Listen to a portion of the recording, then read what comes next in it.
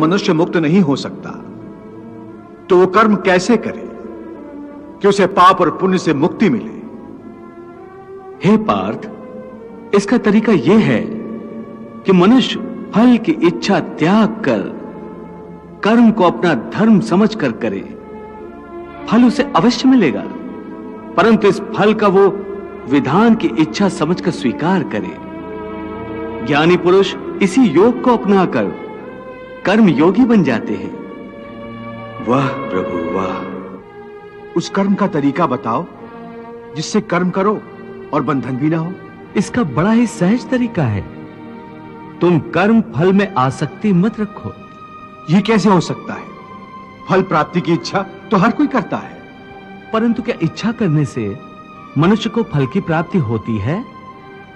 नहीं अर्जुन, क्योंकि फल तो प्रारब्ध के हाथ में है, और जो भी मनुष्य फल प्राप्ति की इच्छा करता है उसका मन फल के बारे में सोचकर अपने कर्म और कर्तव्य से विचलित हो जाता है और उसे वो फल प्राप्त नहीं होता जिसकी उसने इच्छा की थी।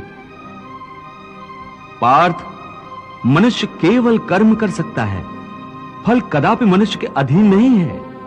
केशव, यदि फल की प्राप्ति मनुष्य या उसके कर्म के अधीन नहीं है तो कर्म ही क्यों करे? क्योंकि मनुष्य का धर्म है अपने कर्तव्य का पालन करना, इस कर्तव्य पालन के लिए आवश्यक कर्म करना।